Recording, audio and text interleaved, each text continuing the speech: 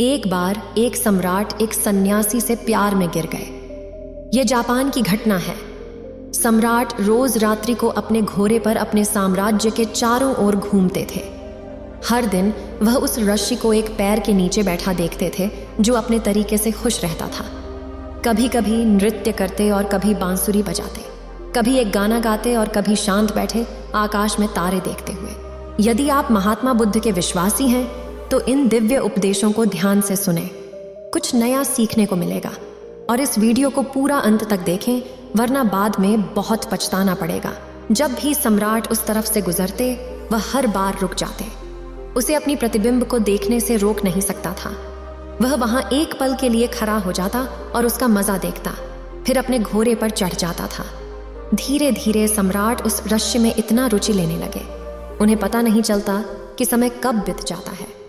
वह दूर से झाड़ियों के पीछे खड़ा हो जाता था और उस साधु के मजाक देखता था।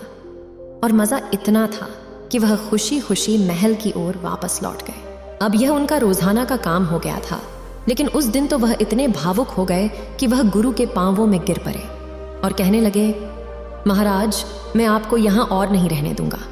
बरसात का मौसम नजदीक है। यह पैर है। बरसात के मौसम में आप इस पैर के नीचे कैसे रहेंगे? महल में आइए और आशीर्वाद दीजिए, मुझे सेवा करने का मौका दीजिए। इसे सुनते ही साधु खड़े हो गए, अपना झोला उठाया और बोले, चलो चलते हैं। सम्राट इसे देखकर बहुत हैरान हुए। सम्राट तो कह रहे थे महल चलो, लेकिन उसे यह सुनकर खुशी होती कि जब सन्यासी कहते, कौन सा महल, हम तो खुश हैं जहां हैं। हम महलों में नहीं जाते। हमने कपड़े गहने महलों को त्याग दिया है और आप हमें वहां ले जा रहे हैं। सम्राट के मन में उसे उम्मीद थी कि सभी यह सन्यासी से सुनेगा। अगर यह साधु ऐसा कहता तो सम्राट उसके पांवों में गिरकर और थोड़ा और बेनती करते, लेकिन सन्यासी ने तुरंत चलने को राजी हो गए। इससे सम्राट को थोड़ा सा झटका लगा। वह सोचने लगे कि क्या मैंने कोई गलती कर दी है? क्या यह आदमी फिर से मुझ पर छल कर रहा है? क्या यह महल में प्रवेश करने का कोई चक्कर है? यहाँ बैठकर बांसुरी बजाते रहने का? मैंने जब तक इससे प्रेम नहीं किया, क्या यह मेरे ऊपर जाल नहीं फैला रहा था? क्या यह केवल मछली पकड़ने का एक कांटा था? मैं इस जाल में फंस गया हूं। अब बोलते तो कुछ भी नहीं। इसने बोलने का भी मौका नहीं दिया। न कभी उसने कहा, नहीं नहीं, हम यहाँ बहुत मजे कर रहे हैं, चाहे गर्मियां हो या बारिश, हमारे लिए सब एक समान है। सम्राट ने सोचा, सन्यासी को देखते हुए, क्या साधु है वह? उधार आने पर वह तुरंत सहमत हो गए। सम्राट के मन में सन्यासी के प्रति सब इज्जत खत्म हो गई। सम्राट तब तक यह सब सोच रहा था, तब तक उस सन्यासी ने सम्राट के घोड़े पर बैठ लिया। सम्राट को उस समय तक जीवन में पहली बार चलकर जाना पड़ा, जबकि उस सन्यासी ने बहुत आराम से घोड़े पर सवारी की। सम्राट के दिल को बहुत दर्द हुआ। उसने खुद को शापित किया कि मैं जल्दी में था, मैंने इस सन्यासी को पहचान में बड़ी गलती कर दी। लेकिन अब सम्राट अपने वचन पर वापस नहीं जा सकता था। उसके वचन के प्रति वह सच्चा था। सम्राट ने खुद से कहा, अब वह महल में झूठ बोलेगा। वहां इतने निरर्थक लोग झूठ बोलते घूमते हैं, अब वह भी करेगा। लेकिन अब उस सन्यासी के प्रति प्रेम और सम्मान सम्राट के मन से पूरी तरह से नष्ट हो गए थे। सन्यासी महल में चले गए और आराम से रहने लगे। लेकिन सम्राट की परेशानियां दिन प्रतिदिन बढ़ती जा रही थीं, क्योंकि उस सन्यासी को बड़े मजे और खुशी के साथ जीने का मौका मिल रहा था। सम्राट सन्यासी से ईर्ष्या करने लगा। जब यह सन्यासी जंगल के पैर के नीचे खुश रहते थे तो सम्राट के मन में उनके प्रति सम्मान उत्पन्न हुआ। कितने अद्भुत सन्यासी हैं वह, उनके पास कुछ नहीं था फिर भी इतने खुश हैं। सन्यासी जंगल के पैर के नीचे बांसुरी बजाते थे और अब उन्होंने महल में भी बांसुरी बजाना शुरू कर दिया था। और एकमात्र अंतर यह था कि यहाँ वह वेलवेट की गद्दी पर बैठकर बांसुरी बजाते थे। इसे देखकर सांप भी सम्राट के सीने के रक्त के दौड़ने लगे। मैंने कैसे एक ऐसे व्यक्ति को यहाँ लाया? क्या यह एक सन्यासी है? वह सम्राट से भी अधिक आराम से जीते थे। सम्राट के कुछ चिंताएं भी थीं। उसके पास तो उसका परिवार, साम्राज्य, धन और सब कुछ था। उसकी 100 चिंताएं थीं, लेकिन उस सन्यासी की कोई चिंता नहीं थी। वह बांसुरी बजाता है, नाचता है, गाता है, अच्छे से खाता है, सुंदर कपड़े पहनता है। सम्राट ने उसे किसी तरह से 6 महीने तक सहन किया, लेकिन बातें सम्राट की सहन शक्ति से बाहर निकल गईं। तो एक दिन सम्राट ने सन्यासी से कहा, संत, मुझसे एक सवाल पूछना चाहता हूँ। अब मैं और तुम में क्या अंतर है? सन्यासी ने कहा। तुम जानना चाहते हो अंतर? सम्राट ने कहा। हाँ। सन्यासी ने कहा। तुम महीनों तक बिना कारण बेकार परेशान हो रहे थे, क्योंकि यह सवाल तुम्हें उस समय पूछना चाहिए था जब मैं तुम्हारे घोड़े पर बैठा था, क्योंकि मैंने देख लिया था कि तुम्हारे मन में उस समय यह सवाल उठा था जब मैं तुम्हारे साथ गद्दी ले जा रहा था। मैं तुम्हारे चेहरे से उत्तर देख चुका था, तब समझ गया था कि तुम्हारे मन में यह सवाल उठा हुआ है। ओ बेवकूफ, तुमने बिना किसी कारण के 6 महीने तक अपने सीने को जला रखा है। तुम्हें वहां पूछना चाहिए था। मैं बाग रखकर उस पेड़ के नीचे बैठ जाता। तुम शर्मिंदा हो किस बात की? लेकिन मैं देख रहा था कि तुम कब तक पूछते हो। फिर कल सुबह तुम्हें अंतर बता दूंगा, लेकिन हाँ, मैं शहर के बाहर जाकर बताऊंगा। अगले सुबह सम्राट जल्दी से उठे। उसे जानने की जिज्ञासा थी कि अब क्या अंतर है। सम्राट ने सोचा, क्या अंतर हो सकता है? मुझे तो लगता है कुछ नहीं। वह वही खाता है जो मैं खाता हूँ, और मेरे से ज्यादा भी मांगता है। यह लाओ, यह लाओ। वह वही अधिक आराम से जीता है जो मैं जीता हूँ। वह एक ऐसा व्यक्ति है जो मेरा मंत्री है। यह सब उसे देखकर समझ आता है। यह महल का स्वयं सम्राट दिखाई देता है। कम से कम पैलेस के बाकी लोग मेरे से डरते हैं, लेकिन उसकी आंखों में डर का कोई स्पष्टता नहीं है। वह अपने मनोरंजन के लिए पूरे दिन बांसुरी बजाता रहता है। सम्राट सुबह समय पर सन्यासी के कमरे तक पहुंचे। वहां पहुंचने पर जो देखा वह आश्चर्य कर देने वाला था। वह सन्यासी वही पुराने कपड़े पहनकर खड़े थे जो उन्होंने पेड़ के नीचे बैठकर पहने थे, एक हाथ में एक बैग लेकर और दूसरे हाथ में बांसुरी है। सम्राट को देखकर सन्यासी ने कहा, चलो सर। उसके बाद वे दोनों महल से बाहर निकले, शहर के नदी को पार करते हुए चले। कुछ समय बाद वे शहर से दूर आ गए। सम्राट ने पूछा, और कितना चलना शेष है? सन्यासी ने कहा, सिर्फ सुबह से दोपहर तक के लिए थोड़ा सा चलना। तो सम्राट ने कहा, और आगे और नहीं, बस जो कहना है वो बोल दो। सन्यासी ने कहा, मैं आगे जाऊंगा, तुम मेरे साथ आते हो या नहीं? सम्राट थोड़ा सा गुस्से में कहा, मैं कैसे चल सकता हूं? मैं तुम्हारे जैसा भिखारी नहीं हूं जिसे कुछ फर्क नहीं पड़ता। मेरी पत्नी, मेरे बच्चे, मेरा धन, मेरा साम्राज्य, सब कुछ मेरे साथ जुड़ा हुआ है। मैंने इस सब को छोड़कर तुम्हारे साथ क्यों जाऊं? सन्यासी ने तो सुनकर एकदम से हंस दिया और कहा, बस यही तुम्हारे और मेरे बीच का अंतर है कि मैं वहां जा सकता हूं जहां तुम नहीं जा सकते। मैं अच्छी या बुरी स्थिति में खुश रह सकता हूं, लेकिन तुम नहीं। जब मैं उस जंगल के पेड़ के नीचे रहता था तो मैं पूरे मनोरंजन के साथ खुश रहता था और अपने जीवन के हर पल को जीता था। जब मैं महल गया, वहां भी मैंने अपने जीवन के हर पल को पूरे मनोरंजन और खुशी के साथ जिया। और अब अगर मैं कहीं और जाऊं तो मैं वैसे ही जीता रहूंगा, क्योंकि हम उस समय बिल्कुल वहीं होते हैं जहां हम हैं। हमारा शरीर और मन हमेशा साथ रहते हैं। हम न तो अपने गुजरे हुए वक्त पर पछताते हैं और न ही आने वाले कल के बारे में चिंता करके अपना आज बर्बाद करते हैं। हम सिर्फ आज में जीते हैं, क्योंकि हमने समझ लिया है कि जीवन आज में है, इस वक्त में जीना है। वही हमारे और आपके बीच का अंतर है। आप परिस्थितियों को चलाते हैं और हम परिस्थितियों को चलाते हैं। चाहे आप खुश हों या दुखी, यह आपके जीवन के घटनाओं पर निर्भर करता है। लेकिन हमारे लिए ये घटनाएं सिर्फ जीवन का एक हिस्सा है, जिन्हें हम बिना थोड़ा बहुत भटकते हुए छोड़ देते हैं। हम खुशी भी नहीं करते हैं और दुखी भी नहीं होते हैं अच्छे दिनों में। हम हर स्थिति में शांत और स्थिर रहते हैं, क्योंकि हम जानते हैं ना तो दुख हमेशा रहता है, न ही खुशी। हम हर स्थिति में आनंद का आनंद लेते हैं। अचानक सम्राट को याद आया कि उसने क्या किया है, उस महान व्यक्ति को खो दिया है। 6 महीने तक उसके साथ रहा और एक भी दिन सत्संग नहीं किया। क्या करता हूँ सत्संग, यही चल रहा था मेरे मन में कि उसने सच्चाई में एक बहुत साधारण व्यक्ति निकला, जिसे अंदर से तो सोने की चटाई से पॉलिश किया गया लग रहा था, लेकिन अंदर से मिट्टी निकल गई। इन सभी विचारों के साथ सम्राट ने तुरंत ही सन्यासी के पैरों को पकड़ लिया और कहा, नहीं महाराज, आप आगे नहीं जा सकते। सन्यासी ने कहा, देखो, मुझे कोई परेशानी नहीं है। यहाँ है आपका घोड़ा, मैं फिर से उस पर बैठकर महल को वापस जाऊंगा, लेकिन फिर आपको फिर से मुश्किल में फंसना पड़ेगा। इसे सुनकर उसी विचार का सम्राट के मन में आना था। ओह, वह फिर से इसे आसानी से स्वीकार कर लिया। सन्यासी ने सम्राट की आंखों में गहराई से देखा और कुछ समय तक खड़े रहे, फिर बोला, लेकिन नहीं, मैं अब वापस नहीं आ रहा। क्योंकि फिर से आप सुधरेंगे नहीं। आप फिर से मुश्किल में फंसेंगे और फिर से मुझसे ईर्ष्या करेंगे और दिन रात परेशान होंगे। जो हमारा है, हम सन्यासी हैं। हमारे लिए महल और जंगल सभी एक समान हैं। हमें कोई समस्या नहीं है, क्योंकि जिसकी समस्या होती है वह सन्यासी नहीं होता। मेरी बांसुरी जंगल में जैसे बजेगी वैसे ही महल में भी बजती रहेगी और बजती रहेगी। इसके बाद सन्यासी वहां से चले जाते हैं और सम्राट बस खड़े होकर सन्यासी को जाते हुए देखते रहे। मित्रों, हमें इस कहानी से 2 बातें सीखने को मिलती हैं।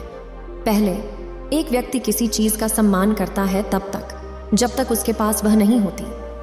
फिर उस व्यक्ति को पाने के बाद वह उसे सम्मान देना बंद कर देता है, और फिर जब वह वस्तु या व्यक्ति उसके जीवन से चली जाती है तब वह अपनी गलती को समझता है। उसी तरह उस सन्यासी ने उस सम्राट के लिए जब तक जंगल में रहते थे उसे बहुत त्यागी और महान लगते थे। जैसे ही उसने सम्राट के साथ महल गया, सम्राट ने उसे तिरस्कार किया और उससे दूर होने की कोशिश की। लेकिन जब वही सन्यासी सम्राट से दूर चला गया तब सम्राट ने उसे उपयोगी पाया। इसलिए किसी भी व्यक्ति को अपना बनाने से पहले ध्यान से सोचें, और जब आपका हो जाए तो उसे अस्वीकार न करें। सबक दो, चाहे स्थिति जैसी भी हो, हमेशा खुश रहें। उसी तरह जैसे वह सन्यासी जंगल में खुशी से रहा था, वैसे ही वह महल में भी खुशी से रहता था। जीवन जीने का सही तरीका है सुख और दुख के लिए समान भाव रखना। यही बात श्रीमद् भगवद गीता में भी कही गई है, और गौतम बुद्ध ने भी अपने उपदेशों में यही बात कही। पछताने के लिए गुजरे हुए कल पर खेद न करें और भविष्य के लिए चिंता न करके वर्तमान क्षण को पूरी जागरूकता और खुशी के साथ जिएं। तभी आपका जीवन खुशियों और शांति से भरा होगा। उम्मीद है आप सभी को यह वीडियो अच्छी लगी होगी।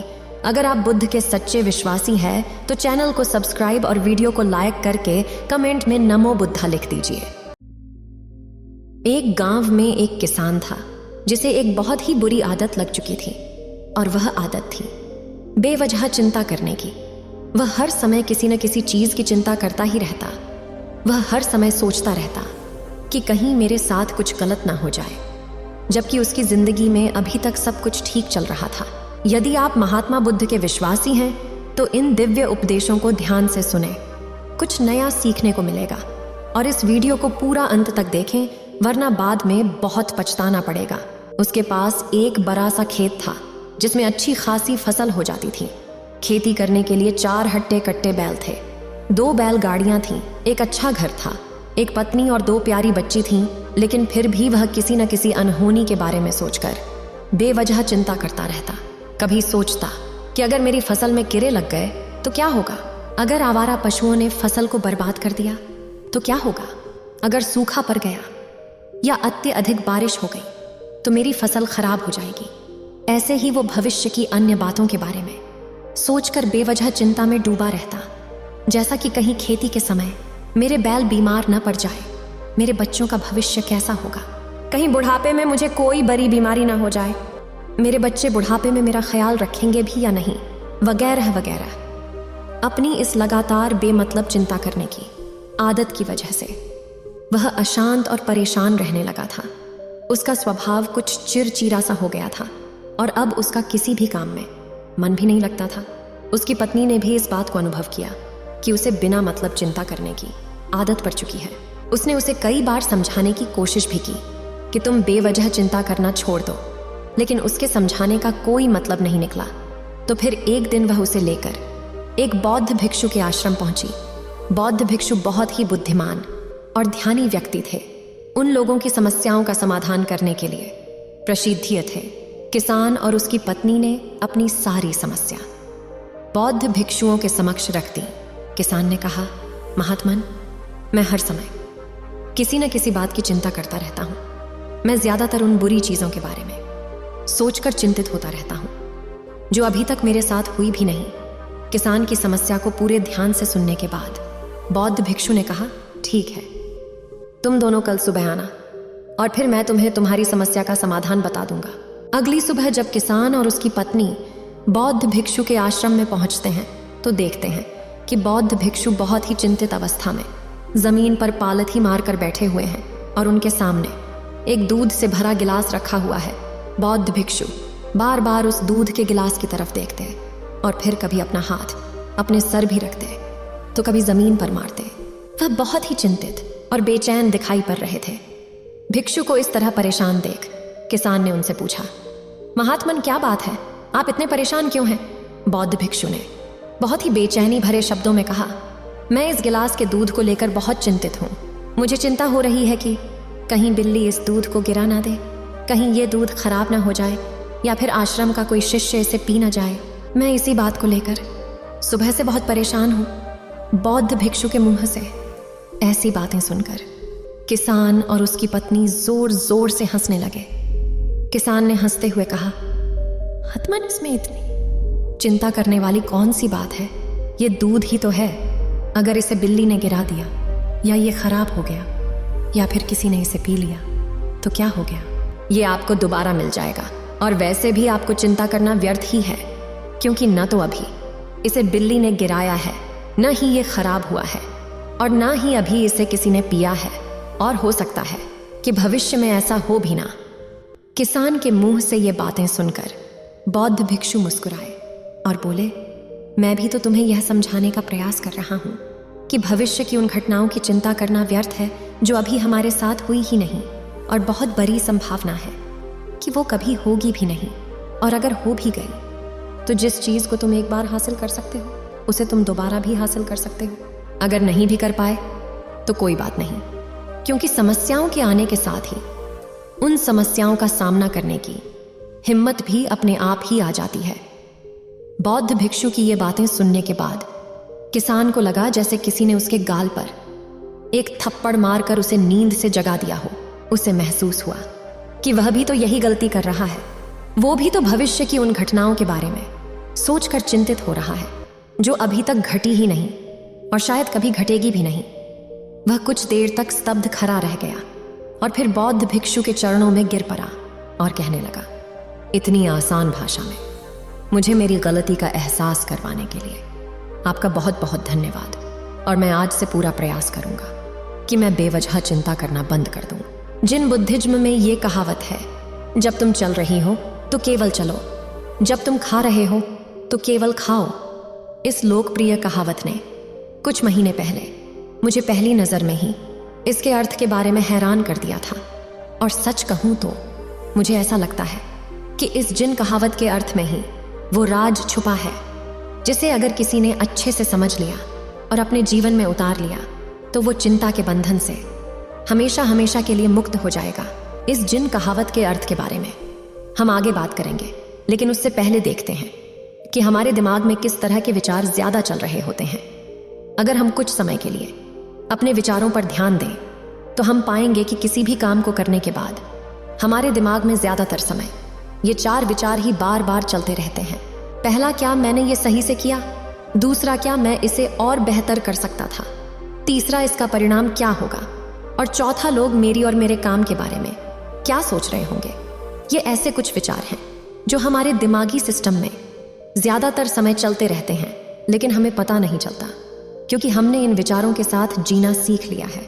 और हमारा दिमाग काम भी ऐसे ही करता है कि अगर हमने इसे किसी काम को कई बार करवा लिया तो फिर ये उसे अपनी आदत बना लेता है और फिर हमारे चाहे बिना भी उस काम को करने का प्रयास करता है। शुरुआत में तो हम किसी भी काम को अपनी इच्छा से पूरे होशो हवास में करते हैं, लेकिन बाद में वो हमारी आदत बन जाती है और फिर हम बस बेहोशी की हालत में बिना सोचे समझे उस काम को किए चले जाते हैं। जैसे कि जब हम शुरुआत में कार चलाना सीखते हैं तो हमें हर एक छोटी छोटी चीज का ध्यान देना पड़ता है और हम पूरी सावधानी के साथ कार चला रहे होते हैं।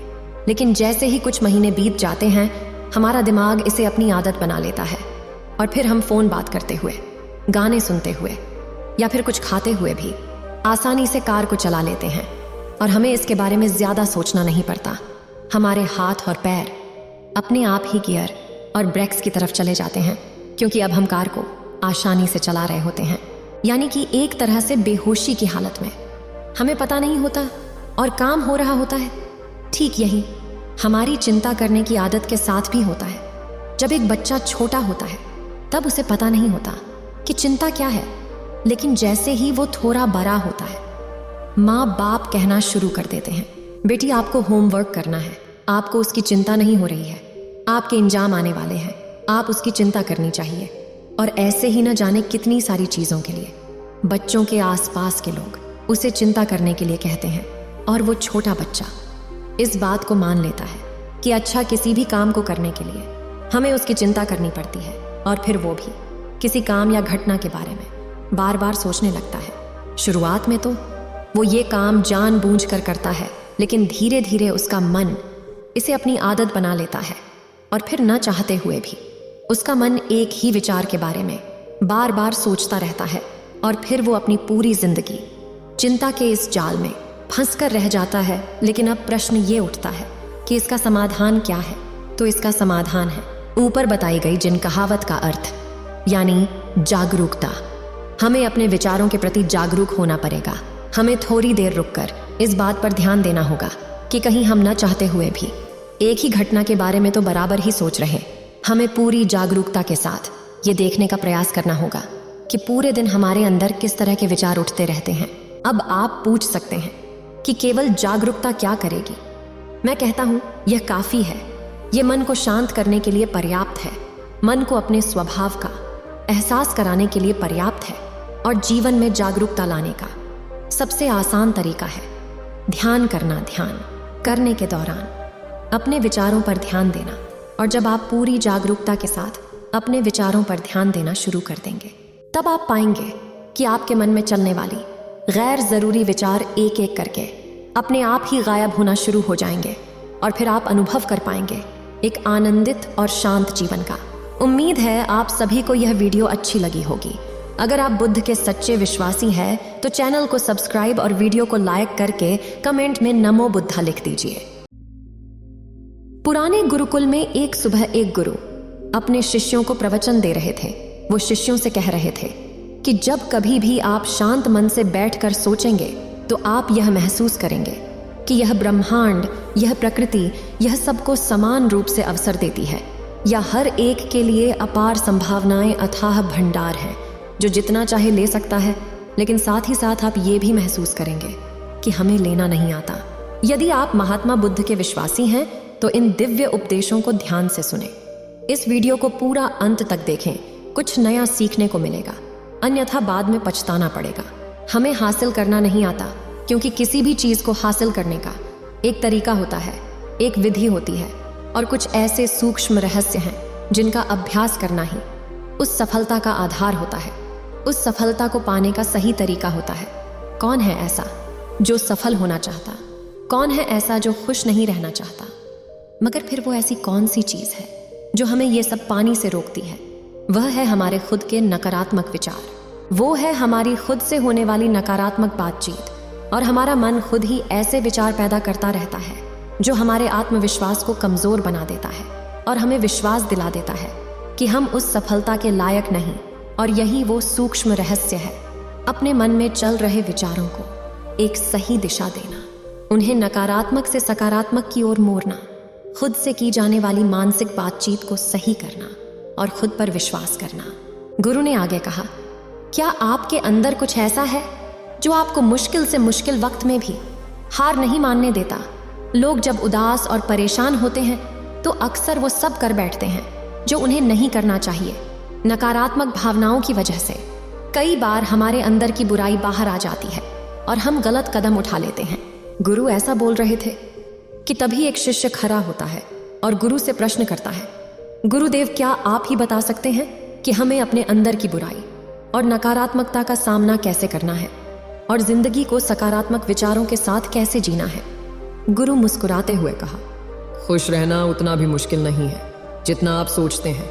बस हमें हर सुबह और शाम अपने विचारों को सही दिशा देना है। हर नया सवेरा एक उम्मीद लेकर आता है, क्योंकि हर नए दिन के साथ नए सपने, नई उम्मीदें और नई मौके मिलते हैं। इसीलिए अपने हर दिन का दिल से स्वागत करो। कौन जाने कल क्या होगा, क्योंकि आने वाला समय तो किसी ने नहीं देखा। अक्सर हम सभी सोचते हैं कि हमारे सामने एक लंबी जिंदगी पड़ी है। ये बात सच है, लेकिन ये भी एक सच है कि जिंदगी का कोई भरोसा नहीं, कब क्या हो जाए कहना बड़ा मुश्किल है। इसीलिए हर दिन को अपना एक नया जन्म समझकर जीना शुरू करो, क्योंकि इस सोच के साथ जीवन जीने से आप कभी दोबारा उदास महसूस नहीं करेंगे, बल्कि आप खुद से और अपने करीबी लोगों से और भी ज्यादा प्रेम करने लगेंगे और फिर जो भी करेंगे पूरे जोश और उत्साह के साथ करेंगे। आपका हर दिन हंसी और खुशी के साथ बीतेगा। गुरु ने आगे कहा, अगर आप सफलता चाहते हैं तो आपको कुछ समझौते भी करने पड़ेंगे। जीवन का यही नियम है। अपनी आराम की स्थिति में रहते हुए आप कभी कुछ बड़ा हासिल नहीं कर सकते। जीवन में बदलाव लाकर ही आप उसे एक नई दिशा दे सकते हैं। इसीलिए हर बदलाव का खुले मन से, खुले दिल से स्वागत करो। जो लोग समय के साथ बदलना सीख जाते हैं, सफलता भी उन्हीं को मिलती है। अगर आपको लगता है कि आपकी जिंदगी बहुत मुश्किल है और आप परेशान हो चुके हैं, तो आपको मुश्किलों का सामना करने के प्रति अपने नजरिए को बदलना होगा।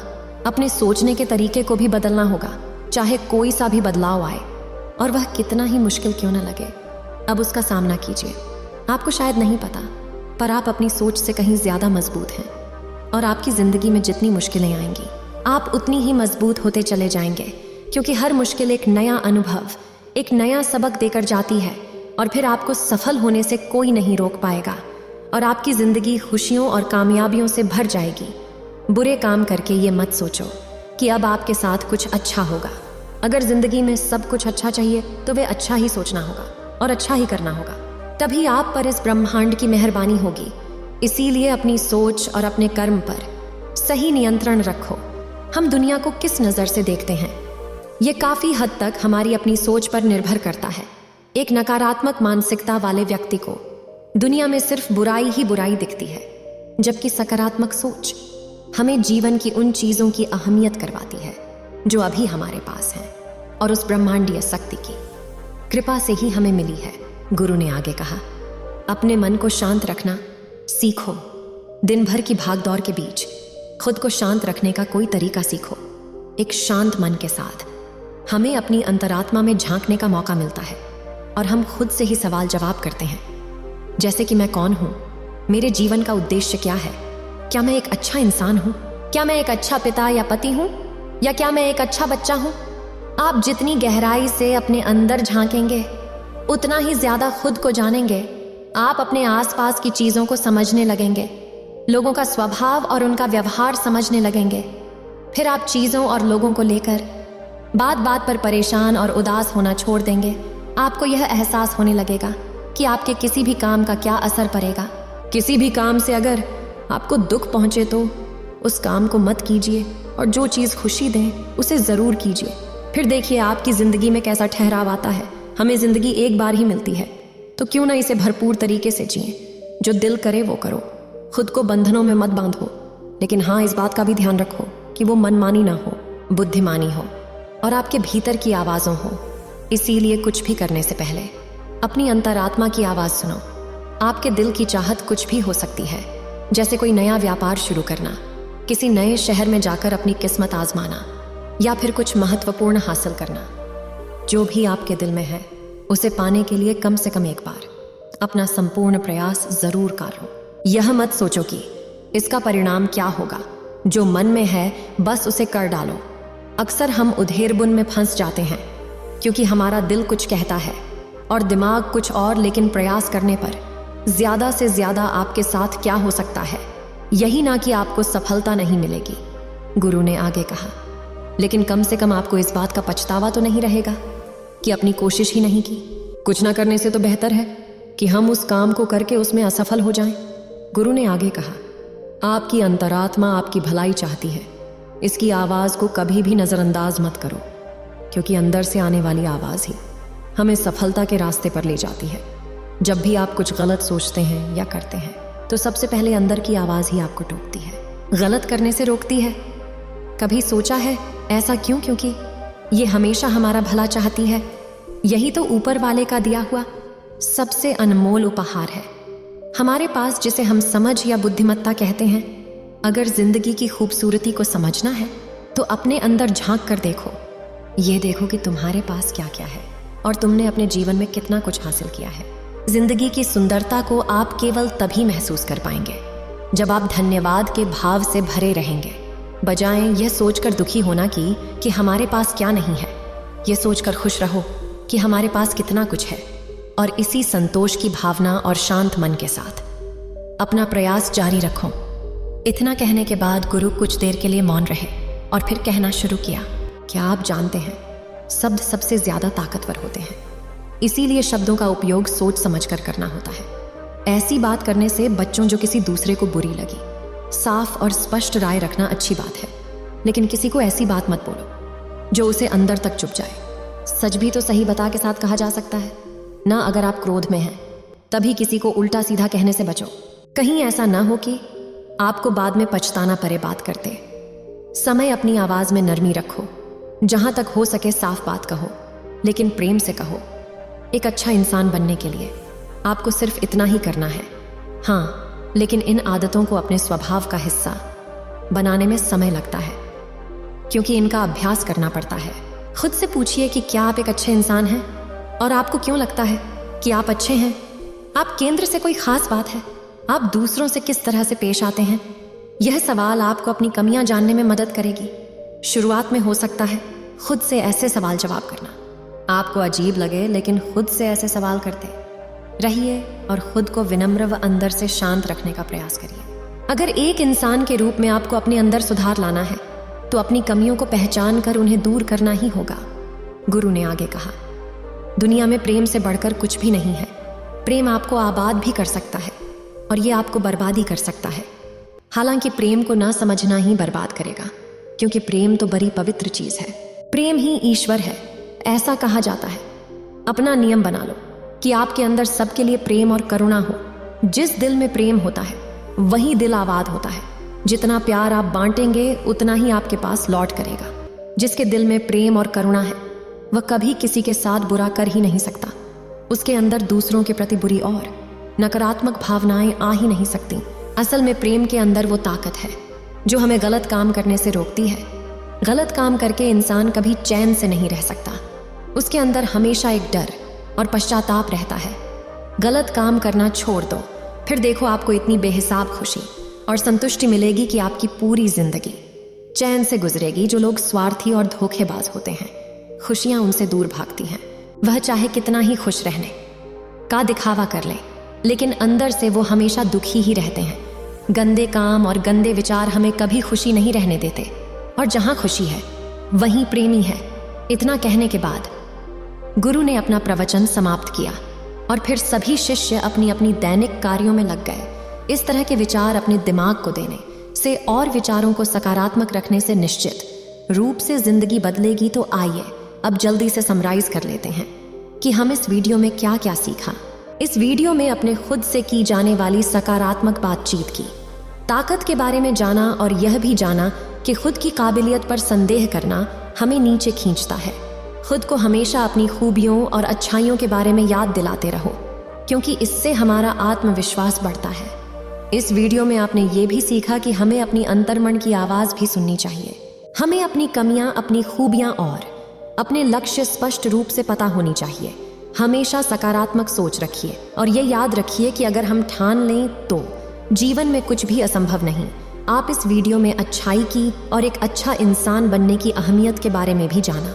असल में अच्छा होना सफल होने से भी ज्यादा जरूरी है। दुनिया में पहले से ही काफी बुराइयां हैं, और हमारे अंदर की बुराई हमें मानसिक और शारीरिक दोनों तरफ से कमजोर बनाती है। इसीलिए जितना हो सके अपने मन और विचार दोनों पवित्र रखो। अच्छा सोचो, अच्छा करो, और अपने अंदर की बुराई को सिर मत उठाने दो। ये सब करना हमारे ऊपर ही तो है। जहां भी जाओ लोगों का भला करने का प्रयास करो, क्योंकि इससे जो खुशी मिलती है वो कहीं फीकी नहीं पड़ती। इस दुनिया में अच्छे लोगों की बहुत कमी है, इसीलिए जितना हो सके अच्छा सोचो और अच्छा करो। तो फिर देर किस बात की है? आज और अभी से अपने सपने पूरे करने में जुट जाओ। उम्मीद है आप सभी को यह वीडियो अच्छी लगी होगी। अगर आप बुद्ध के सच्चे विश्वासी हैं तो चैनल को सब्सक्राइब और वीडियो को लाइक करके कमेंट में नमो बुद्धा लिख दीजिए। एक शिक्षक अपने शिष्यों को एक प्रवचन दे रहा था। उन्होंने कहा कि 1000 मील की यात्रा भी एक एकल कदम से ही शुरू होती है। देखें, हम सभी अपने जीवन में लक्ष्य तय करते हैं और खुद के लिए सपने देखते हैं। हम खुद के बारे में कई सपने भी देखते हैं, लेकिन इन गंतव्य और लक्ष्य की पीछा करने की बजाय ज्यादातर लोग अपने विचारों की पीछा करना शुरू कर देते हैं, जो शायद वास्तविकता से कुछ भी संबंधित ना हो। यदि आप महात्मा बुद्ध के विश्वासी हैं तो इन दिव्य उपदेशों को ध्यान से सुने, कुछ नया सीखने को मिलेगा। और इस वीडियो को पूरा अंत तक देखें, वरना बाद में बहुत पछताना पड़ेगा। जो भी उनके मन का उत्पाद है उन सभी बेकार विचारों की पीछा करते हुए उन्हें यह भी नहीं पता चलता कि विचार सकारात्मक है या नकारात्मक, क्या वह सच्चा है या केवल मन में है, या क्या उसे किसी और के प्रभाव में आकर्षित किया जा रहा है, क्या वह वास्तविकता से कुछ संबंधित है या नहीं। और शिष्यों, यही वजह है कि अधिकांश लोग अपने गंतव्य तक नहीं पहुंच पाते और पूरे जीवन में असफल रह जाते हैं। गुरु यह सब कह रहे थे। उनमें से एक शिष्य खड़ा होकर गुरुदेव से कहता है, गुरुदेव, आपने बता दिया कि अधिकांश लोग क्यों असफल होते हैं, लेकिन क्या आप हमें बता सकते हैं कि हम सफल कैसे हो सकते हैं? वे छोटे छोटे आदतें कौन सी हैं जो हमें सफलता के लिए तैयार करती हैं और हमें सफलता के शिखर तक पहुंचाती हैं? गुरु ने अपने शिष्य के प्रश्न को ध्यान से सुना और उसे हाथ की इशारे से बैठने को आदेश देते हुए सभी शिष्यों को बताया कि जीवन में सफल होने के लिए सिरजोश और इच्छा शक्ति होना ही काफी नहीं है, क्योंकि ये दो चीजें हमें काम शुरू करने के लिए ही प्रेरित कर सकती हैं। लेकिन पूरी उत्साहवानी के साथ अपने लक्ष्य को लंबे समय तक पकड़कर बड़े लक्ष्यों को हासिल करने के लिए हमें उन आदतों को जीवन का हिस्सा बनाना होगा जो एक व्यक्ति को सफलता के लिए तैयार करती हैं और उन्हें सफल बनाती हैं। तो आज मैं आपको 10 ऐसी आसान आदतों के बारे में बताऊंगा। यदि आप इन्हें अपने जीवन का एक हिस्सा बना लेते हैं तो सिर्फ 30 दिनों में आप एक अलग व्यक्ति बन जाएंगे। आप अपने अंदर आश्चर्यजनक सकारात्मक ऊर्जा और उत्साह का अनुभव करेंगे जो आपको सफलता के शिखर तक ले जाएगा। इसलिए सफलतापूर्वक आदतों की श्रेणी में पहली आदत है कि आप आभार से अपना दिन शुरू करें।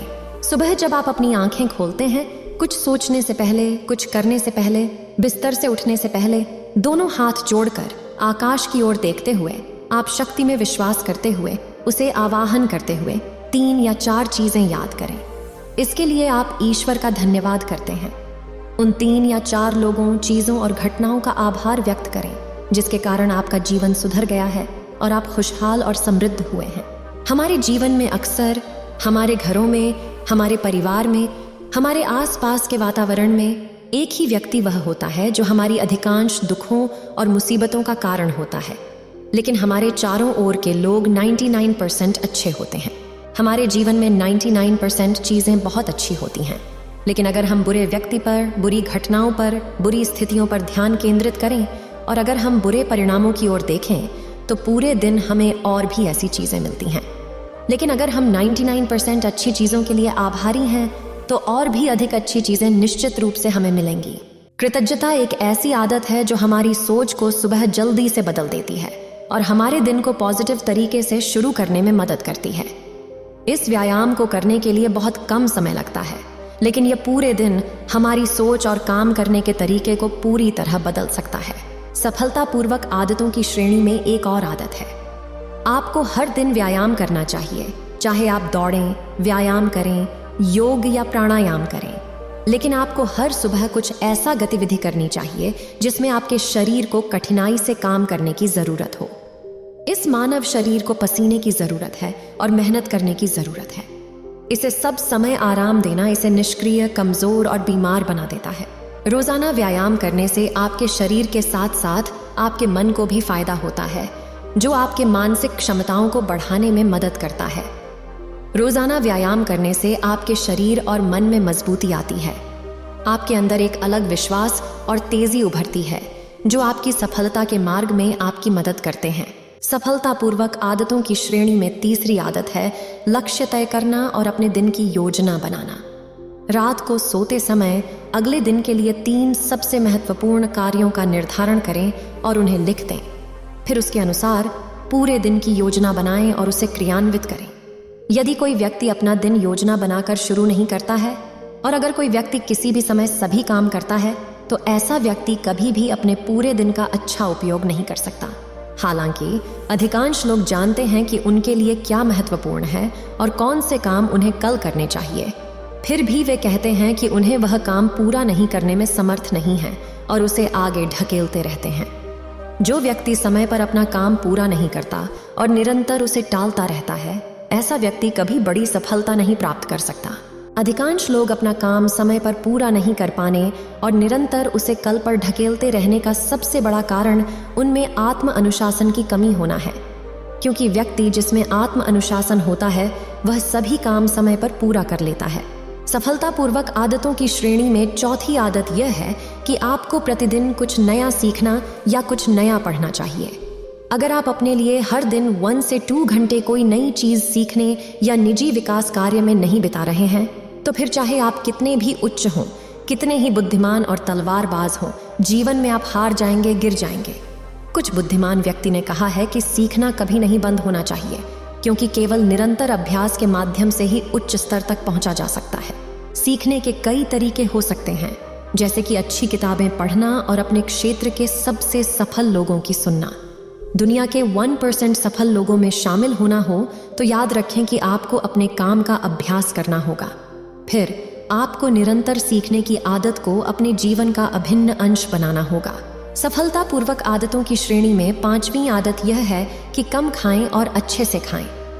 यहाँ अच्छे से खाना तात्कालिक अर्थ में एक संतुलित आहार होना है, अर्थात ऐसा भोजन जो पौष्टिकता से भरपूर हो और आपके शरीर को कोई नुकसान न करे। हम देखें तो खाना हमारे शरीर के लिए दवा है। शरीर के लिए खाना सब कुछ है, क्योंकि हम शरीर को दवा सिर्फ अनौपचारिक तौर पर ही देते हैं, लेकिन रोजाना उसे खाना देते हैं। इसलिए हमारे शरीर की क्षमता और संख्या भोजन की गुणवत्ता और मात्रा पर निर्भर करती है। शरीर को चलाने वाले सभी पोषक तत्व सिर्फ भोजन से ही मिलते हैं। इसलिए ऐसे किसी भी भोजन को न खाएं जिसमें कोई पोषक तत्व न हो। ऐसा भोजन शरीर के लिए बोझ बन जाता है। इसलिए ज्यादा तली हुई और पुराने खाने को न खाएं। इससे दूर रहें 3 सफेद विषैले पदार्थों से। पहला शक्कर, दूसरा सफेद नमक और तीसरा सफेद मैदा। हमारे शरीर को शक्कर और मैदा से कोई पोषक तत्व नहीं मिलता है और इन्हें पचाना शरीर के लिए बहुत मुश्किल होता है। इसलिए कम से कम उन्हें सेवन करें। अपने मन को भरने के लिए नहीं, अपने पेट को भरने के लिए खाना खाएं। सिर्फ जब भूख लगे तभी खाएं और हमेशा अपनी भूख से थोड़ा कम खाएं। रात में जितनी जल्दी हो सके खाना खाने का प्रयास करें। अपने आहार में फल, हरी सब्जियां, पूरे अनाज, सूखे मेवे आदि जीवंत भोजन खाने का ध्यान रखें। सुबह उठते ही खाली पेट पानी पिएं। खाने से पहले पानी पिएं, लेकिन कभी भी भोजन के तुरंत बाद पानी न पिएं। हमेशा शांत पोजीशन और खुश हृदय के साथ खाना खाएं और खाने के दौरान उसे पूरी तरह से आनंद लें। जैसे हम अपने शरीर को भोजन देते हैं, वैसे ही वह काम करना शुरू कर देता है। इसलिए अपने भोजन और उसकी गुणवत्ता का ध्यान रखें। सफल आदतों की 6ठी आदत है, हर दिन वे थोड़ा समय उन लोगों के साथ बिताएं जो सच्चे रूप से आपसे प्यार करते हैं, जो आपकी देखभाल करते हैं, जैसे कि आपके माता पिता, भाई बहन या सच्चे मित्र। इससे आपके परिवार में खुशियां और शांति आती है। परिवार के सदस्यों में प्यार और एकता बढ़ती है। आप खुश और शांत हो जाते हैं। परिवार के तनाव कम होने से आप महत्वपूर्ण कामों को अधिक ध्यान से करते हैं और अधिक अच्छे परिणाम प्राप्त करते हैं। सुबह जल्दी उठकर ध्यान अभ्यास करने से मन पूरे दिन शांत और खुश रहता है। साथ ही सुबह जल्दी उठकर काम शुरू करने से व्यक्ति का काम समय पर हो जाता है और बेकार की चिंता और तनाव से बचा जा सकता है। सुबह जल्दी उठकर काम पूरा करना व्यक्ति के अंदर एक अनुशासन को जगाता है जो सफलता के शिखर तक ले जा सकता है। सफल आदतों की श्रेणी में 10वीं आदत है वीर्यनाश, सिगरेट पीना और शराब पीना से बचना। ये सभी 3 चीजें ऐसी बुरी आदतें हैं जो आपको निश्चित रूप से पीछे ले जाएंगी। ये आपके मानसिक और शारीरिक स्वास्थ्य के लिए बहुत हानिकारक हैं। वीर्यनाश आपकी चमक और प्रकाश को ले जाता है और आपको शारीरिक और मानसिक रूप से कमजोर बनाता है। ये तीनों चीजें छोड़ना आसान नहीं है, लेकिन अगर आप चाहें तो मजबूत इरादे और इच्छा की शक्ति के बल पर आप इनसे छुटकारा पा सकते हैं। इसका कहने के बाद गुरु ने अपने उपदेश को समाप्त किया और खामोश हो गए। इसे देखकर छात्र ने समझ लिया कि अब यहाँ से निकलने का समय है। वे सभी ने इस जानकारी के लिए गुरु को धन्यवाद दिया और चले गए। उम्मीद है आप सभी को यह वीडियो अच्छी लगी होगी। अगर आप बुद्ध के सच्चे विश्वासी हैं तो चैनल को सब्सक्राइब और वीडियो को लाइक करके कमेंट में नमो बुद्धा लिख दीजिए। चंद्र रात के अंधेरे में ही अपने घर से निकल पड़ा है। उसे यह बिल्कुल अंदाजा नहीं था कि वह कहां पर जाएगा, कहां पर रहेगा। लेकिन एक बात उसने अपने मन में पक्की ठान ली थी कि वो वापस लौटकर अपने घर पर नहीं आएगा। वैसे तो चंद्र का भरा पूरा परिवार था। उसकी पत्नी थी, उसकी माँ थी, उसके पिताजी थे। यदि आप महात्मा बुद्ध के विश्वासी हैं तो इन दिव्य उपदेशों को ध्यान से सुने। इस वीडियो को पूरा अंत तक देखें कुछ नया सीखने को मिलेगा, अन्यथा बाद में पछताना पड़ेगा। उसके 2 बच्चे भी थे जो अभी छोटी ही उम्र के थे। चंद्र की पत्नी दिन में खाली होते ही अपने पड़ोस की महिलाओं के साथ समय बिताया करती थी। लेकिन एक बहुत पुरानी कहावत है कि इंसान अपने दुख से इतना दुखी नहीं होता जितना कि दूसरों के सुख से दुखी होता है। कुछ महीनों पहले तक चंद्र के परिवार में बहुत खुशी थी। चंद्र की पत्नी अपनी सास की बहुत इज्जत करती थी। वो किसी भी काम को मना नहीं करती थी, लेकिन पड़ोस की महिलाओं को ये बात गवारा नहीं थी कि उनका परिवार कैसे खुशी से अपना जीवन जी रहा है। इसीलिए बातों ही बातों में बड़ी चालाकी के साथ उन्होंने चंद्र की पत्नी के कान भरने शुरू कर दिए। एक औरत ने कहा कि आजकल की सास पता नहीं कैसी होती है, सब काम अपनी बहू से ही कराना चाहती है, कोई खुद काम करके राजी नहीं होती। अरे बहू भी तो एक इंसान होती है, वो घर की नौकरानी थोड़ी होती है। दोनों मिल बांट कर काम करें तो दोनों को अच्छा लगे, लेकिन नहीं, उनको तो बस शासन करना है। इस पर दूसरी औरत कहती है कि मैंने तो अपनी सास से साफ साफ कह दिया था कि अगर साथ काम करेंगी तभी मैं काम करूंगी। ये सुनकर पहले वाली औरत कहती है कि देखो, अगर अपना पति अपनी मुट्ठी में है तो कोई समस्या नहीं होती, लेकिन अगर तुम्हारा पति ही तुम्हारा साथ नहीं देगा तो तुम क्या बोलोगी अपनी सास को। ऐसी ही बातें धीरे धीरे चंद्र की पत्नी के दिमाग में घर कर गई। अब जब भी चंद्र काम करके वापस अपने घर लौटता तो उसकी पत्नी छोटी छोटी बातों के लिए अपनी सास की शिकायत अपने पति से करने लगी, और इस तरह घर में अशांति बढ़ती चली गई। और एक दिन ऐसा भी आया जब चंद्र को अपना घर छोड़ने पर मजबूर होना पड़ा। आज की रात चंद्र की आंखों में नींद नहीं थी।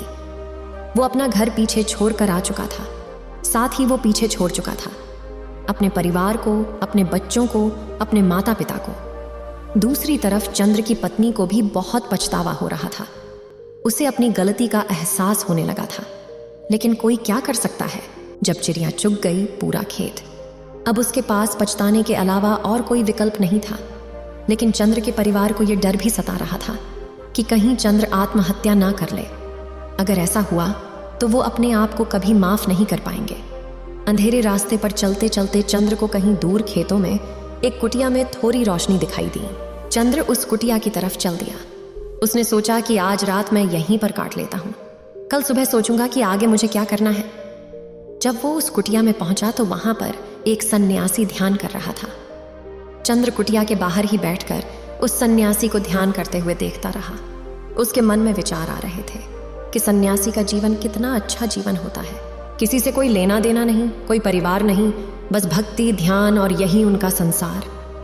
कुछ देर बाद जब सन्यासी अपने ध्यान से बाहर आए तो उन्होंने कुटिया के बाहर चंद्र को बैठे हुए देखा।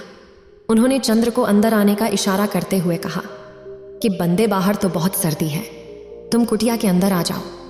इसके बाद जब दोनों की बातें होने लगीं तो चंद्र ने अपनी पूरी परिस्थिति उस सन्यासी को बता दी। चंद्र ने यह भी बताया कि वो खुद अब संन्यास्त होना चाहता है, इसीलिए अगर वो उनको दीक्षा दे सकते हैं तो वो उन्हीं के पास रहकर ध्यान का अभ्यास करेंगे। सन्यासी ने उसे समझाते हुए कहा कि बंदे, अभी तो तुम गुस्से में हो और गुस्से में लिया हुआ कोई भी फैसला अच्छा नहीं होता है, इसीलिए पहले अपने मन को शांत होने दो। उसके बाद भी अगर तुम्हारी यही इच्छा रही तो मैं तुम्हें दीक्षित कर दूंगा। उस रात चंद्र उस कुटिया में ही सोया। कुछ दिन तक उस सन्यासी के साथ रहने के बाद चंद्र को अपने बच्चों की याद सताने लगी। कुछ दिन और बीत जाने के बाद उसे अपने माता पिता और पत्नी की भी याद आने लगी। जब भी वह सन्यासी के साथ ज्ञान करने के लिए बैठता तो उसके मन में अपने बच्चों की खिलखिलाहट, अपनी पत्नी के हाथ का खाना फिर से याद आने लगा। एक दिन सुंदर ने उस सन्यासी से कहा कि महात्मन, मैं बड़े ही संकट में फंसा हुआ हूँ। मुझे समझ में नहीं आ रहा कि मुझे कौन सा जीवन जीना चाहिए। एक तरफ मैं अपने परिवार को त्याग चुका हूँ तो दूसरी तरफ मुझे उनकी याद सताती है, लेकिन उस घर में जाने का मेरा मन नहीं करता, क्योंकि घर के लड़ाई झगड़े उससे परेशान होकर ही तो मैंने अपना घर त्यागा था। अगर घर में सुख शांति रहे तो ये ध्यान का अभ्यास तो मैं अपने घर पर रहकर भी कर सकता हूँ, लेकिन घर में सुख शांति किस प्रकार स्थापित हो, इसका कोई भी तरीका मेरे को मालूम नहीं है।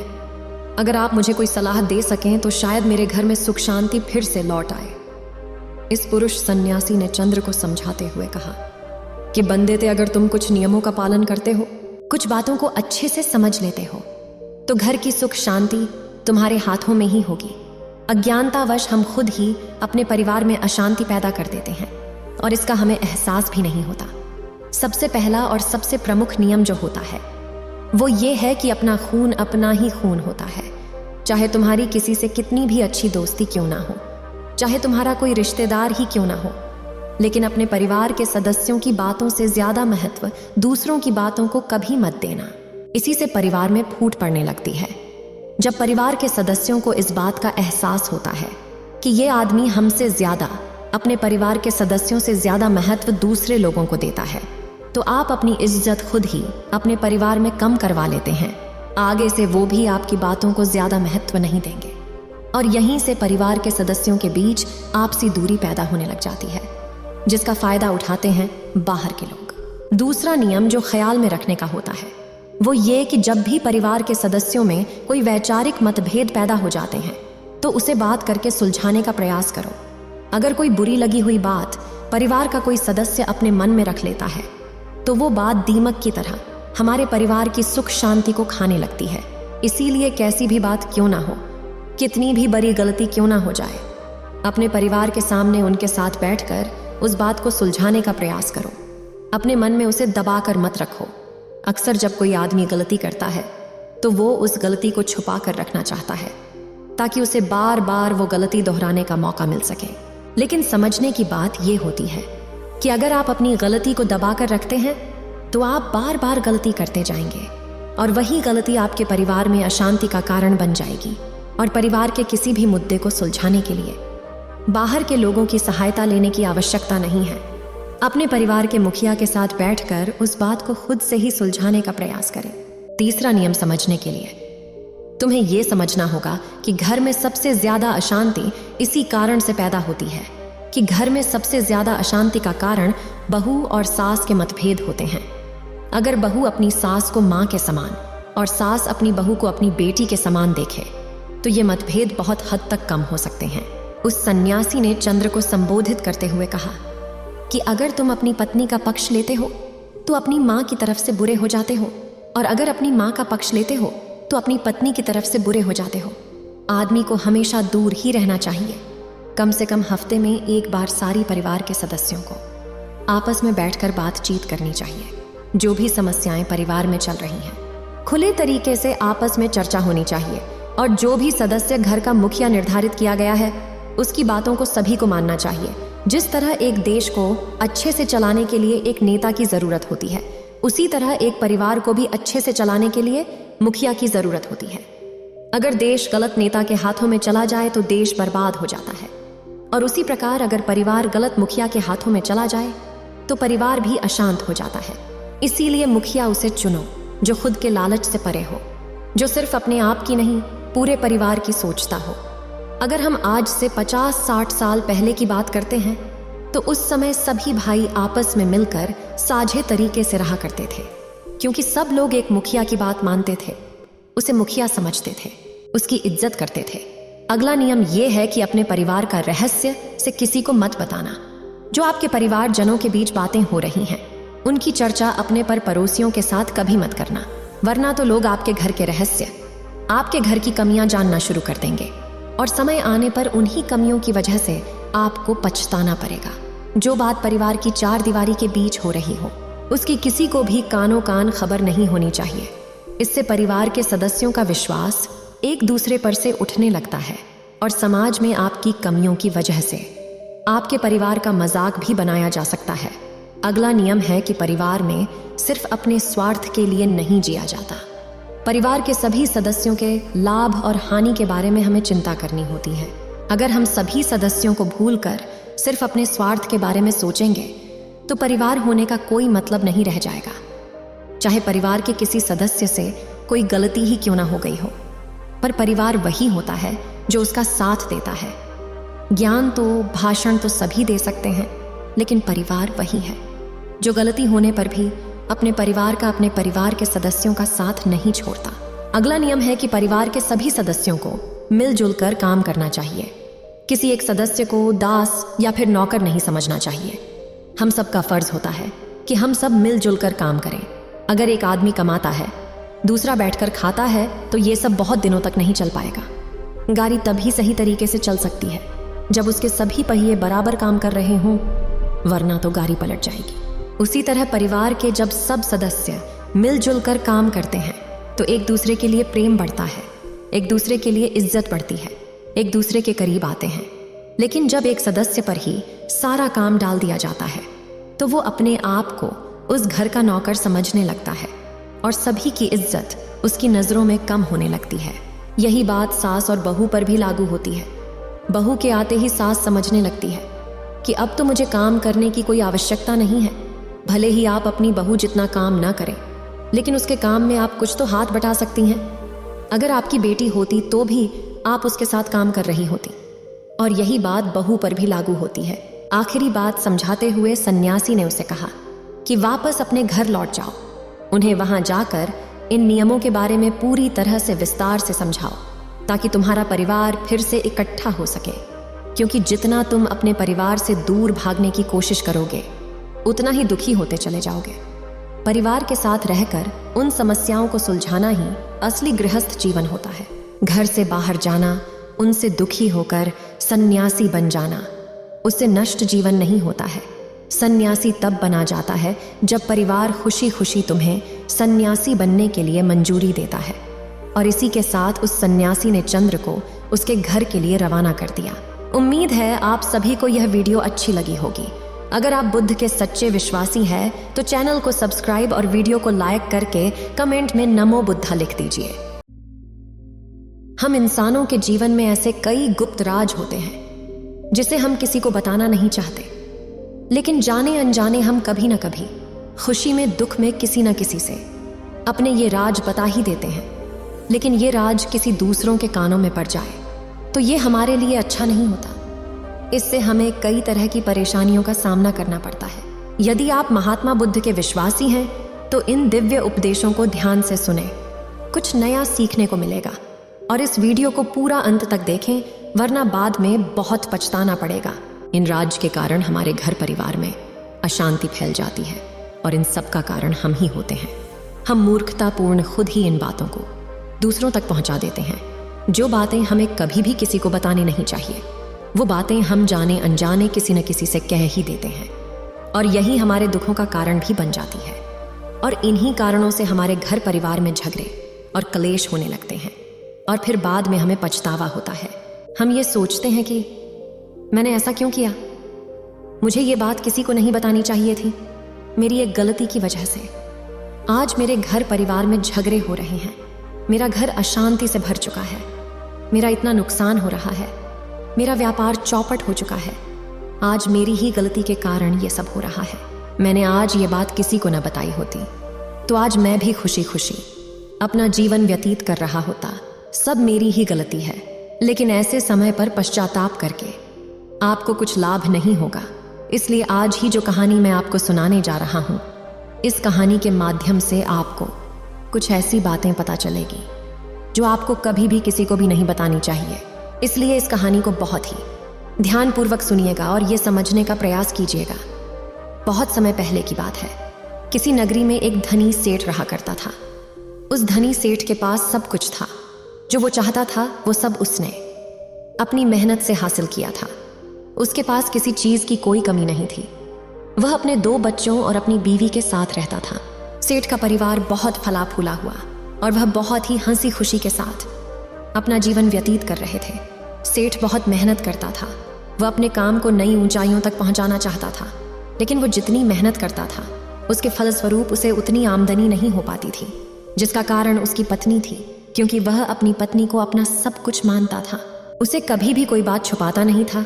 इसीलिए वह सेठ अक्सर ही अपने व्यापार की सारी बातें अपनी पत्नी को बता दिया करता। वो कहाँ से कैसे और कितना धन अर्जित करता है, वो कहाँ से कितना धन कमाता है और कहाँ पर अपना धन खर्च करता है। उसकी पत्नी बहुत भोली भाली थी। वो कभी किसी को बुरा नहीं कहती थी। उसका मन बहुत साफ था और वो कभी किसी से कुछ छुपाती भी नहीं थी। जब भी कोई उससे सेठ के बारे में पूछता तो वह सेठ के बारे में सब कुछ सही सही और साफ साफ बता दिया करती। इस बात को लेकर सेठ और उसके पत्नी में कई बार बहस भी हो जाती। सेठ कई बार कहता कि मैंने तुम्हें कितनी बार मना किया, मैंने तुम्हें कितनी बार समझाया है कि अपने घर की बातें कभी किसी को मत बताया करो, लेकिन तुम अपनी आदत से बाज नहीं आती। मैंने तुमसे कई बार कहा है कि जो कुछ भी बातें मैं तुमसे बताता हूँ वो सारी बातें तुम्हें खुद तक रखनी है, किसी को नहीं बताना, लेकिन तुम मेरी एक नहीं सुनती। इतना कहकर वह सेठ वहां से क्रोधित होकर चला गया। लेकिन उससे की पति बहुत भोली भाली थी। वो अपने पति की किसी भी बात का बुरा नहीं मानती थी, जिस कारण उसे अपने पति की किसी भी बात का कोई बुरा नहीं लगता, ना ही उसे कोई असर पड़ता था। और धीरे धीरे ये बात हर जगह फैल चुकी थी कि सेठ की पत्नी बड़ी दयालु है, बड़ी भोली है। उसे जो कोई भी सेठ के बारे में पूछता है उसे वो सारी बातें खुशी खुशी बता देती हैं। एक दिन सेठ का एक मित्र उससे मिलने आया तो उसने सेठ से कहा, मित्र, तुम ऐसा क्या करते हो जिसे तुम 3 दिन इतना धन कमा रहे हो और मैं तुम्हारे साथ रहकर भी अपने सामान को बेच नहीं पा रहा। मैं तुम्हारी तरह धन नहीं कमा पा रहा। आखिर क्या राज है, मुझे भी बताओ। लेकिन सेठ ने उसे साफ साफ इनकार कर दिया, उसके से कोई भी बात नहीं बताई। तभी सेठ के मित्र को किसी ने बताया कि तुम्हें जो भी राज सेठ के बारे में जाने तो उनकी पत्नी से जाकर पूछ सकते हो, तुम्हें सब कुछ खुशी खुशी बता देंगे। सेठ के मित्र ने ठीक वैसा ही किया। वह उनकी पत्नी के पास गया और उनसे कहने लगा, वह सेठ का मित्र अब इस फिराक में था कि कैसे उसे मौका मिले। एक दिन वह सेठ किसी काम से बाहर जा रहा था। जैसे ही वह घर से बाहर निकला तभी सेठ का वो मित्र उसकी पत्नी से मिलने पहुंच गया और उनसे कहने लगा, सेठ क्या काम करते हैं, वह किस तरह से अपना सामान बेचते हैं, मुझे तो कुछ समझ नहीं आता।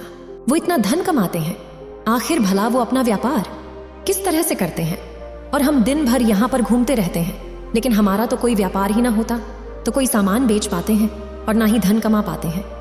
आप ही बताइए कि आपका पति ये सब कैसे कर पाते। आखिर सेठ हर रोज अपना सामान इतनी आसानी से कैसे बेच लेते हैं। सेठ की मित्र की वो बात सुनकर सेठानी ने उसे सारी की सारी बातें साफ साफ बता दी कि सेठ किस तरह से अपना व्यापार करते, किस तरह से वो जगह जगह जाकर अपना सामान बेचते हैं और कैसे वो अतिरिक्त धन कमा पाते। सेठानी की वो सारी बातें वह सेठ का मित्र सुनकर वहां से चला जाता है और अगले दिन वह भी ठीक उसी जगह पर जाता है जहां पर वह सेठ जाया करता था।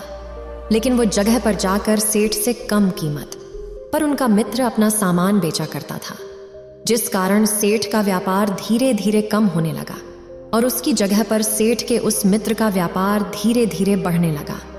अब लोग केवल उसी से अपनी वस्तुएं खरीदते थे क्योंकि वह सेठ से कम दाम पर अपने सामान को बेचा करता। जब सेठ को यह बात पता चली कि उनका मित्र भी अब उन्हीं नगरों में जाकर अपना सामान कम कीमत पर बेच रहा है, तो सेठ ने अलग अलग नगरों में जाकर अपना सामान बेचना शुरू किया। लेकिन सेठ का वह मित्र अब भी रुका नहीं था। वह सेठानी के पास जाता, सेठ के बारे में सब कुछ पता कर लेता था और वह उन नगरों में भी जाने लगा जिन नगरों में सेठ अब जाने लगा था। हर रोज सेठ ने नगर ढूंढा और वहां पर जाकर अपना सामान बेचता, लेकिन उनके पीछे पीछे उनका वो मित्र भी उन्हीं नगरों में जाने लगा और अपने सामान को कम दाम पर बेचने लगा। ऐसा करते करते कई दिन बीत गए और अब सेठ को कोई नए नगर नहीं मिला रहे थे जहां पर जाकर वह अपना सामान बेच सके। और जब भी वह सेठ उन नगरों में जाकर अपना सामान बेचने का प्रयास करता तो ज्यादा कीमत होने के कारण कोई भी उससे सामान नहीं खरीदता और उस सेठ के मित्र ने सभी जगह पर अपना कब्जा कर लिया। कम कीमत पर सामान देकर उसने सभी का भरोसा जीत लिया था। यह सब देखकर सेठ समझ चुका था कि अब उसकी पत्नी का ही कार्य है। वह दुखी था, बहुत निराश था। वो आकर अपनी पत्नी से कहता है, तुम्हें तो कुछ भी बताना बेकार है। आज तुम्हारे कारण हमारा व्यापार चौपट हो गया। तुम्हारे मुंह में कोई भी बात नहीं टिक सकती। तुम्हारी वजह से आज मैं व्यापार में हर जगह पर मार खा रहा हूं। तुम मूर्ख हो, तुम्हें कुछ समझ नहीं आता। मैंने तुम्हें कई बार समझाया। मैंने तुम्हें कितनी बार कहा था कि घर की बातें कभी किसी को नहीं बतानी चाहिए, लेकिन देखो आज तुम्हारे कारण क्या हो गया।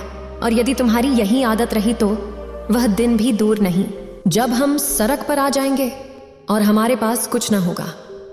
सेठ की यह बात सुनकर उनकी पत्नी सेठ से कहती है, अरे आप मुझ पर क्यों चिल्लाते हो? मैंने क्या किया? अगर आप अपना काम ठीक से नहीं कर पा रहे हो तो इसमें मेरी क्या गलती है? अगर आपको लगता है कि आप मेरा और मेरे बच्चों का पेट नहीं भर सकते तो कोई बात नहीं, हम खुद ही मेहनत कर लेंगे और खुद ही कमा और खा लेंगे। हमें आपकी कोई ज़रूरत नहीं। ये बात सुनकर सेठ अत्यधिक क्रोधित हो उठा और क्रोध के कारण वह वहां से चला गया। वह वहां से निकलकर अपने एक मित्र के पास पहुंचा और उसे अपने मन की सारी बातें दी। कैसे उसके पति ने उसका व्यापार पूरी तरह से चौपट कर दिया, किस तरह से उसे उसके व्यापार के सारे राज खोल दिए और किस तरह से उसी के एक मित्र ने उसका व्यापार उससे छीन लिया। लेकिन वह सेठ जिस मित्र से मिलने गया था वह भी कम नहीं था। वो मन ही मन यह सोच रहा था कि यह भी कैसा मूर्ख है, जब ये जानता था कि उसकी पत्नी के पेट में कोई बात नहीं पचती तो वो भला अपनी बातें अपनी पत्नी को बताता ही क्यों था। और अब देखो क्या हो गया, और अभी मेरे पास रोने आया है। लेकिन अब क्या फायदा। लेकिन ऊपर से वह सेठ का मित्र उसे झूठा दिलासा देते हुए कहता है, कोई बात नहीं मित्र, आज अगर हार हुई है तो कल जीत भी होगी। आज यदि तुमने व्यापार में मार खाई है तो कल एक बार फिर से तुम अपने व्यापार को फिर खड़ा कर पाओगे। हिम्मत ना हारें, तुम एक बार फिर से अपने आप को साबित करो। लेकिन मन ही मन सेठ का मित्र सेठ पर हंस रहा था और वह खुश भी हो रहा था। वह सेठ वापस अपने घर लौट गया, लेकिन अब हर रोज वो अपनी पत्नी को ताने मारता, बहस करता और पूरे घर में कलेश होता, झगड़े होते। धीरे धीरे ये बात पूरे नगर में फैल गई और जिस सेठ की लोग पूरे नगर में इज्जत किया करते थे, सम्मान किया करते थे, आज वही लोग सेठ पर हंस रहे थे, सेठ का अनादर कर रहे थे। आज वही लोग उसे का मजाक बना रहे थे, उस पर हंस रहे थे। देखते ही देखते ऐसे ही कई दिन बीत गए। अब सेठ के पास जो धन था अब वो भी खत्म हो चुका था। सेठ के पास अपने जीवन चलाने के कुछ भी पैसे नहीं बचे हुए थे। सेठ यहाँ वहाँ भटकने लगा, मदद मांगने लगा, लेकिन आज उसकी कोई मदद करने के लिए भी तैयार नहीं था। उसकी खराब आर्थिक स्थिति देखकर हर कोई पीछे हट जाता और ये देखकर सेठ रो पड़ता। वह उनके सामने हाथ जोड़ता, विनती करता, गिड़गिड़ाता, लेकिन कोई भी उसकी मदद करने के लिए तैयार नहीं हो रहा था। दर दर की ठोकरें खाने के बाद वह सेठ घर वापस लौट रहा था, लेकिन उसे कुछ भी समझ नहीं आ रहा था कि वो क्या करे। आखिर कैसे वो अपनी आर्थिक स्थिति को फिर से एक बार मजबूत कर सके, किस तरह से अपने परिवार को एक बार फिर अच्छा जीवन दे सके। वह बहुत परेशान था, वो बहुत चिंतित था। उसके ऊपर दुखों का पहाड़ टूट चुका था। सेठ अंदर से पूरी तरह से टूट चुका था, लेकिन फिर भी काम के लिए घूम रहा था। वह काम तलाश कर रहा था जिसे वो अपने परिवार को 2 वक्त का भोजन कराने में सक्षम हो सके, लेकिन उसे कहीं पर कोई काम नहीं मिल रहा था, जिस कारण वो निराश और हताश होकर सर झुकाए अपने घर की ओर आगे जा रहा था। उसी मार्ग से एक गुरुजी गुजर रहे थे। वह गुरु बहुत आत्मज्ञानी थे। व्यक्ति को देखकर ये समझ चुके थे कि व्यक्ति अंदर से टूट चुका है, इसने अपनी हिम्मत, अपना हौसला खो दिया है और इसमें कुछ भी करने की क्षमता नहीं बची। तभी वह गुरु उस सेठ की ओर इशारा करते हुए कहते हैं, क्या बात है बेटा, तुम बहुत परेशान लग रहे हो, मानो तुम अंदर से पूरी तरह से टूट चुके हो। आखिर तुम्हारे इस दुख का कारण क्या है, मुझे बताओ। वह सेठ उन गुरु की यह बात सुनकर जोर जोर से रोने लगा और उनके चरणों में जा गिरा और उनसे कहने लगा, हाँ महाराज, मैं बहुत परेशान हूँ, मैं बहुत दुखी हूँ। मुझे समझ नहीं आ रहा कि मैं क्या करूँ, ये मेरे साथ क्या हो गया और ये मेरे साथ क्या हो रहा है। सेठ की आवाज़ सुनकर वह गुरु उस सेठ से कहते हैं, आखिर बात क्या है बेटा। तभी वह सेठ उन गुरु के सामने सेठ दोनों हाथ जोड़े हुए उनसे कहता है, हे महाराज, मैं तो अपनी पत्नी से बहुत प्रेम करता हूँ, मैं उसे अपने जीवन की संगिनी मानता हूँ, मेरे लिए वो सब कुछ है, इसलिए मैं उसे कभी कोई बात नहीं छुपाता। मैं उसे अपने जीवन की सारी बातें बेझिझक बता देता हूँ और उसे मेरे बारे में हर एक बात पता भी होनी चाहिए, लेकिन वह सारी बातें पचा नहीं पाती। उसने अपने घर की सारी राज दूसरों को बता दी, जिस कारण मेरा अच्छा खासा व्यापार चौपट हो गया। मेरे एक मित्र ने ही मुझे धोखा दे दिया, उसने मुझसे मेरा सारा व्यापार छीन लिया, क्योंकि मेरी पत्नी ने उसे वो सारी राज बता दी थी जो मैंने उसे बताई थी। उस सेठ की ये बात सुनकर गुरु उसे से कहते हैं, बेटा, इसमें तुम्हारे पत्नी का कोई दोष नहीं, दोष तुम्हारा है और इसकी वजह तुम खुद ही हो।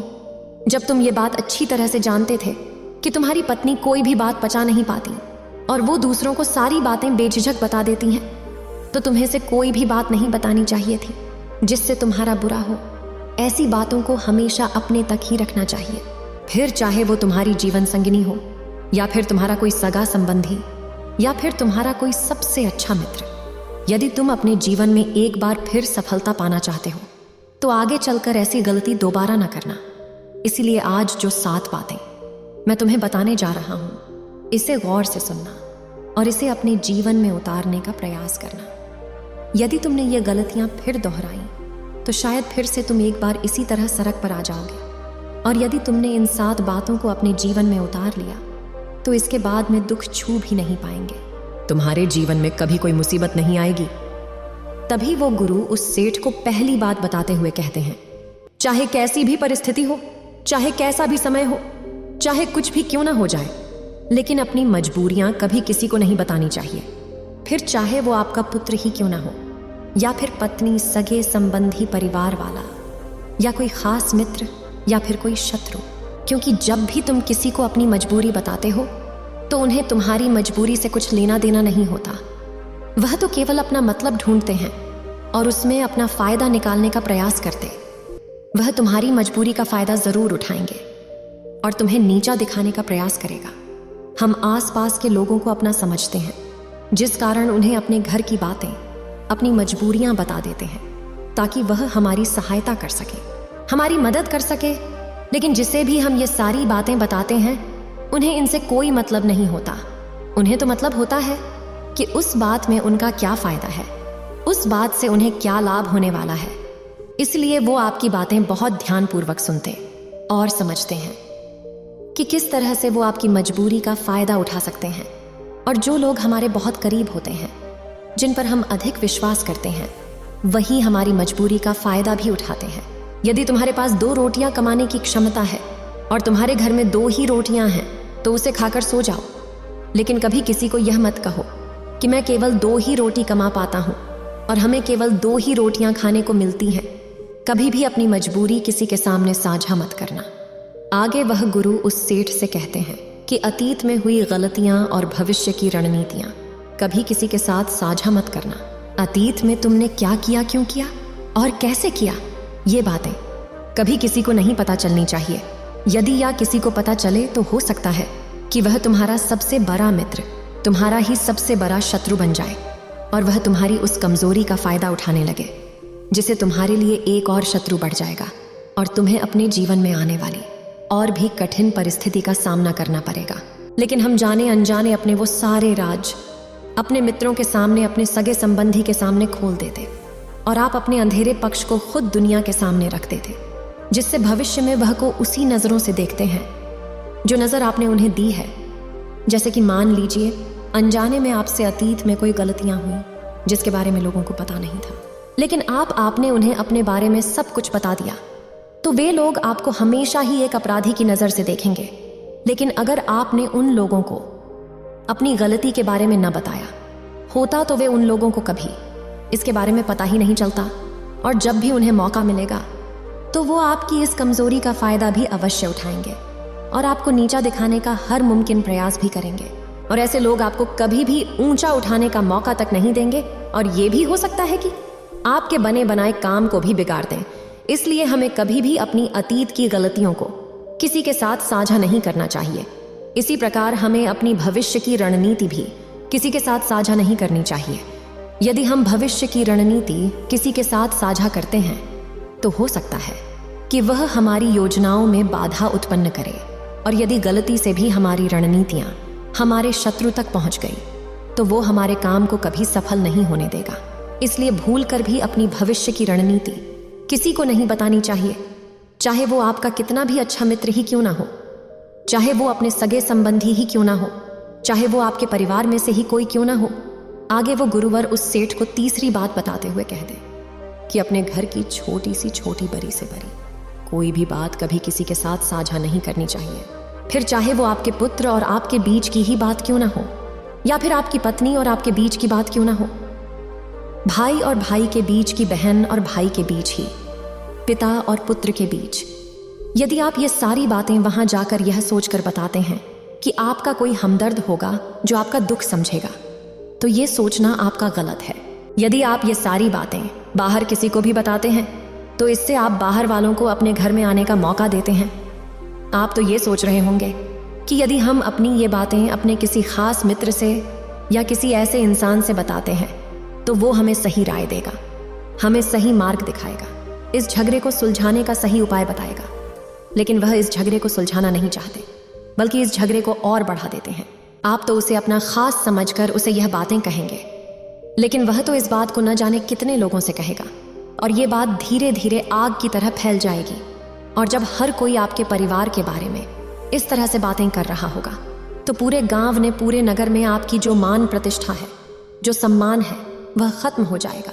और फिर आप चाहकर भी उस समाज में ऊपर नहीं उठ पाएंगे, क्योंकि लोग आपको ये कहकर नीचा दिखाने लगेंगे कि पहले अपना घर तो संभल लो।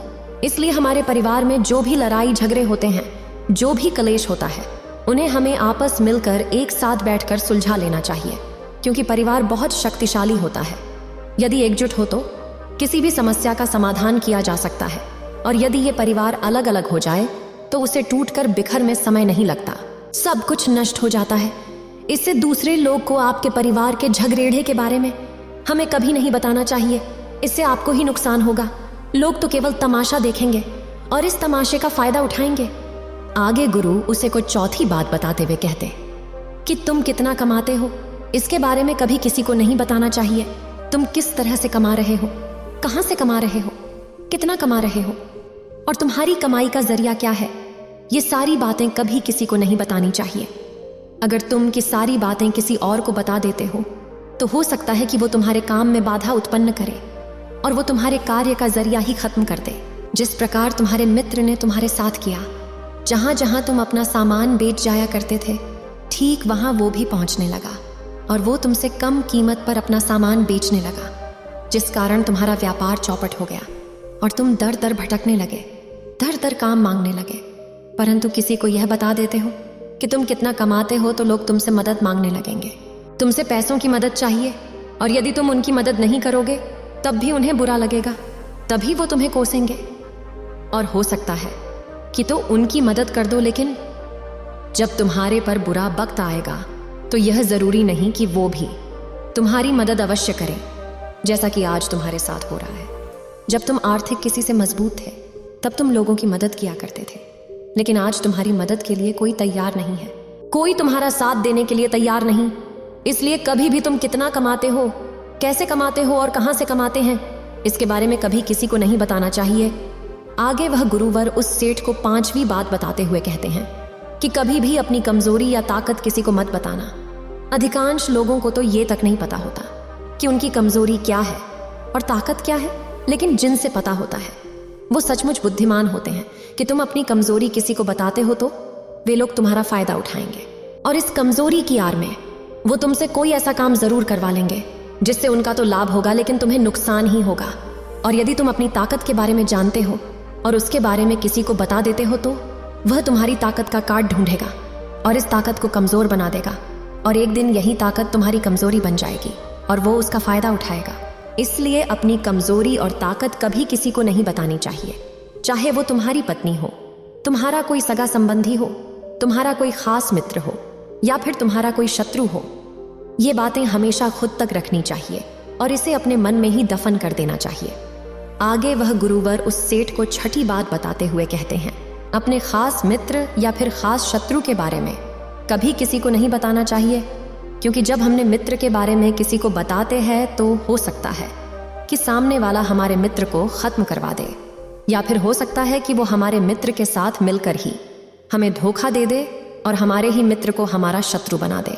दूसरी बात, हमें अपने शत्रु के बारे में भी कभी किसी को नहीं बताना चाहिए, क्योंकि जो हमारा मित्र है अगर वो कल को हमारा शत्रु हो गया तो वो हमारे शत्रु से जा मिलेगा और उस वक्त वह अधिक बलवान हो जाएगा और फिर वो दोनों मिलकर आपको परास्त कर सकते हैं, आपको नुकसान पहुंचा सकते हैं। और कहा जाता है ना कि ये जानवर तो केवल आपके शरीर पर वार करता है, लेकिन एक मित्र जो आपका शत्रु बन गया है वो आपके मस्तिष्क पर वार करता है, आपकी सोच पर वार करता है, आपके विचारों पर वार करता है।